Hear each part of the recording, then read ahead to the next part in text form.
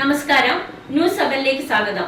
Pass നാടക മത്സരം സമാപിച്ചു. ഡിസംബർ 19 മുതൽ 24 വരെ Perambra arts society Perambra bypass റോഡിൽ പ്രത്യേകം തയ്യാറാക്കിയ KT മുഹമ്മദ് നഗറിൽ ഒരുക്കിയ ഒന്നാമത് അഖില കേരള നാടക മത്സരത്തിന് അവാർഡ് നൈറ്റോടെ സമാപനമായി.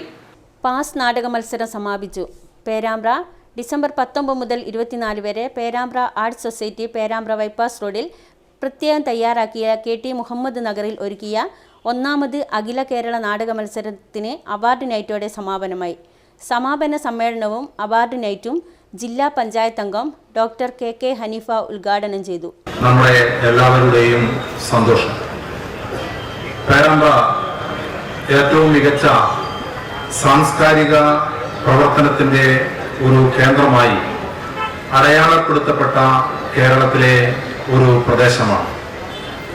ഒരു പ്രദേശം സാംസ്കാരിക ഔന്നത്യത്തിലേക്ക് ഉയരുന്നതും വളരുന്നതും ആ ജനതയുടെ അവരുടെ ജീവിതത്തോടുള്ള അവരുടെ കാഴ്ചപ്പാടുകളും ജീവിതത്തെ അവർ മാറ്റിത്തീർക്കാൻ ആഗ്രഹിക്കുന്ന അവരുടെ നിലപാടുകളും എല്ലാം കൂടിച്ചേർന്നുകൊണ്ടാണ് ഒരു പ്രദേശം ചരിത്രത്തിനകത്ത് ഇടം പിടിക്കുന്നത്.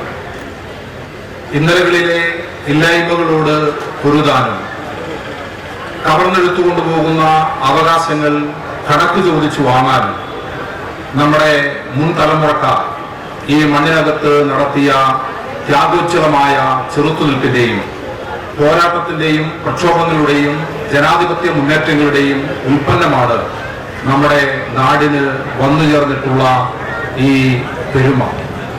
ഒരുപക്ഷെ നമ്മൾ പേരാമ്പ്ര പെരുമ എന്ന് നാം പേരാമ്പ്രക്കാർ പല വേളകളിലും വിളിച്ചു പറയുമെങ്കിലും വാർഡ് മെമ്പർ KM ശ്രീനിവാസൻ അധ്യക്ഷത വഹിച്ച ചടങ്ങിൽ ബ്ലോക്ക് പഞ്ചായത്ത് അംഗങ്ങളായ KB അനുരാഗ്, മിനി വട്ടക്കണ്ടി, സത്യൻ സ്നേഹ, ഉണ്ണികൃഷ്ണൻ കൂത്താളി, KC രാജൻ, ഗിരീഷ് എന്നിവർ സംസാരിച്ചു. രാഷ്ട്രീയ സാമൂഹ്യ നാടകരംഗത്തെ പ്രമുഖർ ചേർന്ന് അവാർഡുകൾ വിതരണം ചെയ്തു. തുടർന്ന് തിങ്ങി നിറഞ്ഞ നാടകപ്രേമികൾക്ക് മുന്നിൽ സംസ്ഥാന അവാർഡ് നേടിയ ജനപ്രിയ നാടകം മാടൻ മോക്ഷം അരങ്ങേറി.